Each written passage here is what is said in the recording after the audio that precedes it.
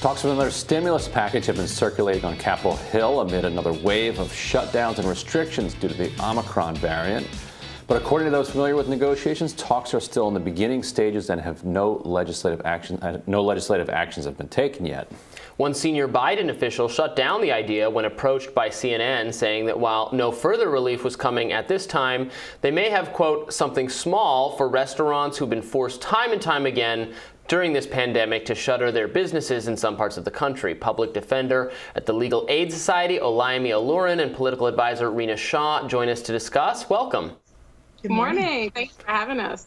So what do you think, Rena? Is it time for more stimulus, or is it time to just stop closing everything down, let people work? I don't know that the government needs to help people more. It just needs to stop hurting them. Well, Robbie, if we can't chuckle about it at this point, what can we do? I mean, this is coming into year 2 where we've been living with the reality that there were lockdowns and there were serious consequences. And of course, they've touched all facets of society, but definitely the small restaurants that so many of us have enjoyed have really taken the worst hits, it felt like. But I think what we look at here is that there's a tale that is two-sided.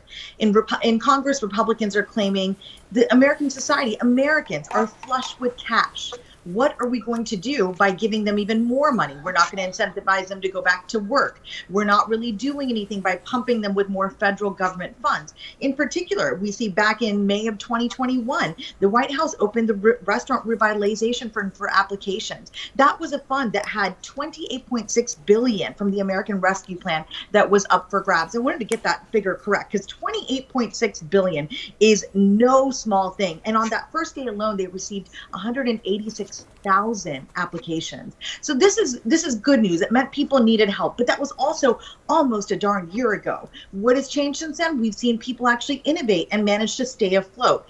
Does that mean that the people that were worst hit need a parachute of sorts? Do they need some sort of help now to maybe go back and open that business, to make sure their balance sheet is doing okay now? I don't know. I think the reality is this, that we haven't had a balanced discussion at the federal level. And I think that's where all of us feel a little bit like, what's next? With Omicron, are we facing, again, another wave of this sense of uncertainty that's ahead, and people saying, how am I going to feed my family if I can't keep my business open? So I look forward to the next month and a very balanced discussion, but it's not being had. So this is so premature coming out of Congress. Very premature. Olayemi, I'm wondering if we're heading into sort of a legislative resentment cycle where so the child tax credits those checks are not going out this month because Joe Manchin doesn't feel like sending them out. They're talking about ending the pause of student lending. So now it'll be May that people are preparing to start spending again. So I think in that context, you might get a lot of a resentful reaction from people who are then asked to then bail out restaurants for a third time. What's your guess? I think we are going to see that resentment, just like we're seeing the CDC itself lose credibility amongst the people from lowering the quarantine amount of time from 14 days to 5 days for no other reason than they want people to get back to work. Look, I think another lockdown is inevitable at this point, right? We keep seeing this virus spread and mutate because it keeps trying to show us that this is going to get worse. If we don't take the necessary precautions to stop the spread of this virus, we will just end up in this pandemic longer and we will expose more people to death. According to the World Health Organization, since this pandemic began, over 821,000 people in the United States have died from COVID. Right now, we have over 15 million active cases with over 700,000 cases being reported daily and over 1,800 deaths. In New York City alone, our COVID cases have quintupled since the year 2020, and we've seen a 138% hospitalization increase since December 1 alone. The reality is this: we might want to get back to normal as much as we want, and we might be very concerned about the economy, but there is no economy if the businesses can't operate because people are out sick. There's no economy if businesses aren't operating because people are dying. We have to provide people with the direct relief that they need to be able to protect themselves from the virus and stay home for a while and take that precaution. I just don't, but Olayemi, I don't understand what mitigation efforts we can do that are making, the virus in terms of cases is more out of control than it ever has been, despite all of our efforts. I don't know what more we can do. We can certainly, can fight hospitalization and death by encouraging vaccination, but beyond that, should people stay at home for another weeks again? It seems it seems crazy to expect that I at this hear point. you, Robbie, except to me, it would be us pretending that we handled it the best we could. Yeah, we had a lockdown. We had a lockdown at the beginning of the pandemic with no real direction. We didn't know what was going to happen. It was before there was a vaccination. It was before there were booster shots, and we haven't seen a stimulus package in quite some time. We need to have a lockdown coupled with the necessary efforts, and we haven't been seeing that. So I agree. I don't think we should just have an arbitrary lockdown where we stay home and we don't have another plan in place, but we need to actually have one, because as we see, this is getting out of control, and we need to remember, we don't know the long-term effects of COVID, and every single variant that comes out comes with new complications, new possible symptoms, new possible side effects, and that's something we need to be wary of for our society. And so, since we're talking about restaurants and bailing out restaurants again, I do want to bring up something that might sound like some cranky, meaningless, like Andy Rooney type stuff, but I think actually at the scale we're at actually matters. From you, Ryan, I can't imagine. So, I mean, as carryout has exploded over the past 2 years, the amount of waste that is being created, not just in the U.S. but around the world, has just grown exponentially. And so much of it is just completely illogical. Just at a basic level, why are we sending plasticware wrapped in plastic to people to eat at home? Like, if you're at home, you probably have something to eat with. You know, these people aren't ordering to their tents. So for the most part, if you need to request plasticware, okay, you request plasticware. So if we're going to have so much federal help going out, so much public help going to restaurants, Rena, what do you think of the idea of having some public involvement in telling restaurants, like, stop destroying the planet at this scale, just without even asking first?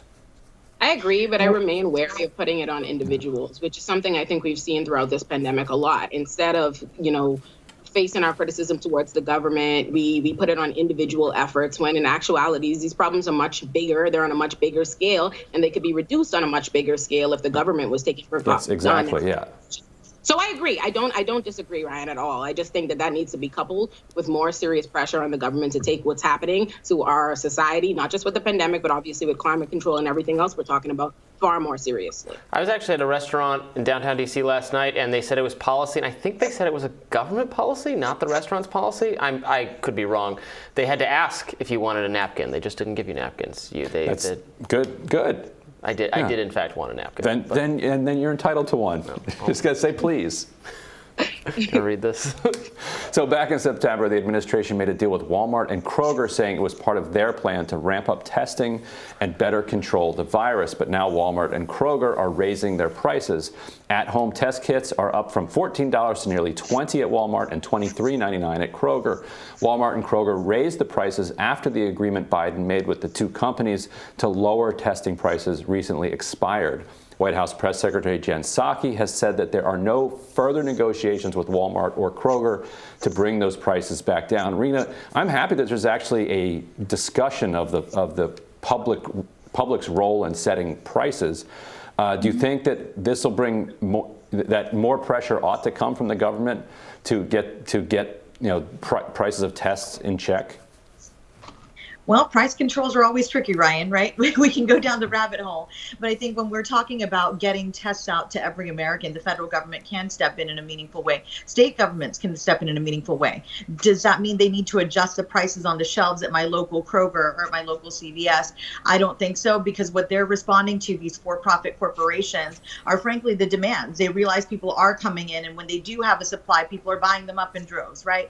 And also, let's not forget, again, they're for-profit corporations. We can't always expect them to act responsibly, even during public health emergencies. I think it's been not just a national embarrassment, but an international embarrassment, one of grand scale, that we as Americans do not have access to the testing that we deserve at home. I mean, this was a failure in multiple levels. I don't want to pin this on one entity, because this is a tough thing. How do you deploy such a vast number of tests to rural areas, urban areas, and make sure Americans just have them in their homes? This is a conversation that nobody seems to be having right now, least of all the CDC. I think the administration has tried to touch it, but they've been so laser focused on mass inoculation in the way in which they could, that what are we really doing here when we force corporations to say, hey, keep the pricing here? I think what we really needed was a serious effort a few weeks ago. It's going to be a little too late right now if the administration tries to step in and say, hey, we want to buy up this many. Why they didn't take it seriously, that is somewhat of a failure on their part for sure. So